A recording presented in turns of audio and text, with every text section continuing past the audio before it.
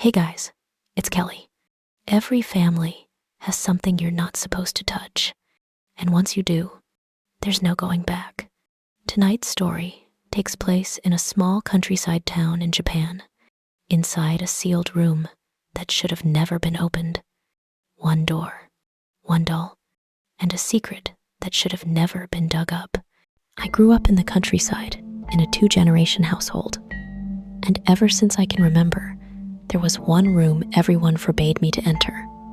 My parents, my grandma, even the neighbors all said the same thing. Do not go into that room. Absolutely not. And of course, the more you tell a kid not to do something, the more they want to do exactly that.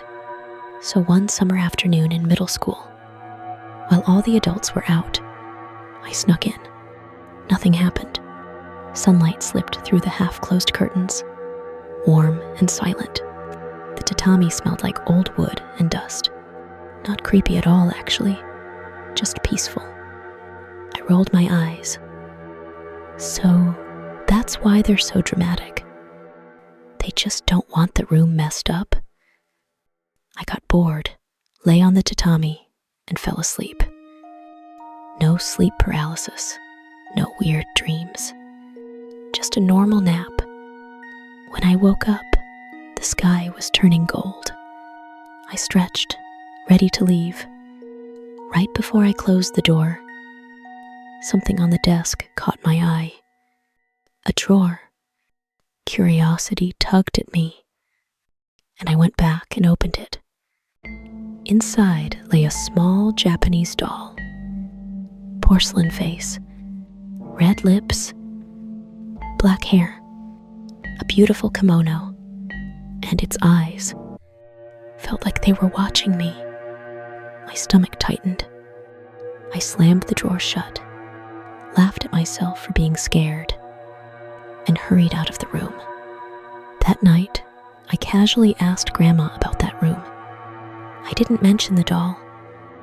She stayed silent for a long time, then finally said, "That was your aunt's room. It happened about 30 years ago." It was the first time I heard about her. My dad's younger sister, a quiet, clever woman who had already passed away before I was born. Grandma said she changed after the house was renovated. The yard was reduced, and her bedroom ended up built right on top of an old shrine foundation. Not long after that, my aunt started complaining. "I don't want to sleep in that room." Because every night around 3 a.m., she'd wake up to a strange feeling.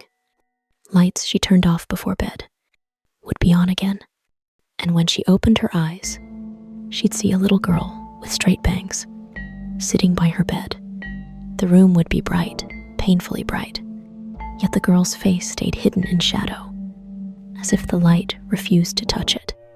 But my aunt could see clearly enough to know the girl was smiling. This happened night after night for a week. Before she broke down, she finally told Grandpa. Grandpa got furious. "You're already refusing to get married, and now you're making up ghost stories? If you don't like the room, get out." From that day on, my aunt barely spoke.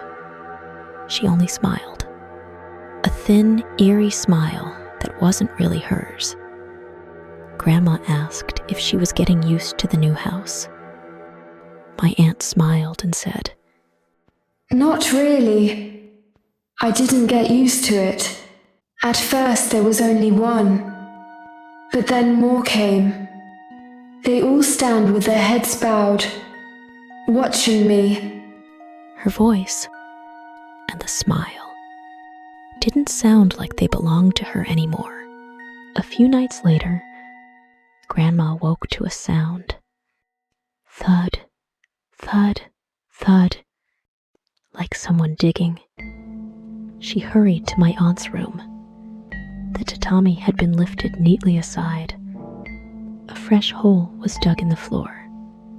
My aunt was crouching there, scraping at the dirt with her bare hands, still wearing that unnatural smile. What are you doing? Grandma yelled. My aunt whispered. Found it. She pulled something out of the ground. A doll.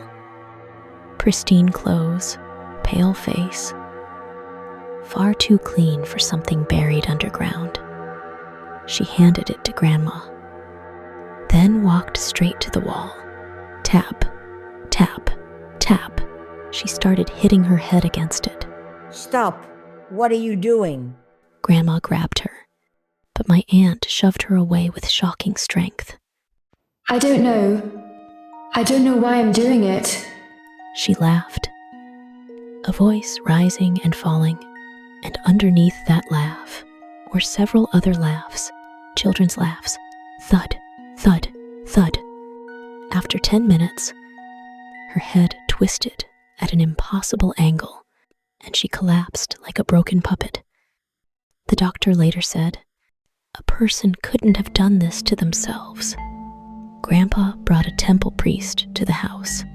The moment the priest stepped inside the room, his face went pale and he threw up. This used to be a shrine for unborn spirits. You built your house on top of it. Those children are trapped beneath you. He warned. Never use this room again. And the doll, never touch it. Grandma asked if they could take it to the temple. The priest shook his head. That thing cannot be brought away. If you throw it out or burn it, something worse will happen. But strange things still began happening. The doll reappeared in the drawer. No matter where they hid it, fires wouldn't light when they tried burning it. My dad got burned by a spark that shouldn't have existed. Footsteps echoed beneath the floor at night. In the end, they buried the doll back where my aunt dug it up and sealed the room for good. No one talked about it again. Grandma eventually told me never to speak of it either. Once it's buried again, She said, it's just a doll. Let's hope it never comes out. and all I could think of was the doll I'd seen in the drawer earlier that day. But in my mind, I whispered, it already came out, Grandma. So tell me, if someone warned you, don't open that door, would you still be tempted to look? Drop a comment below. And if you like these old house taboo stories, don't forget to subscribe and share with the friends who claim they're not afraid of ghost stories. Like the story? Want more creepy tales like this? Hit like, subscribe, and share. It really helps the channel grow.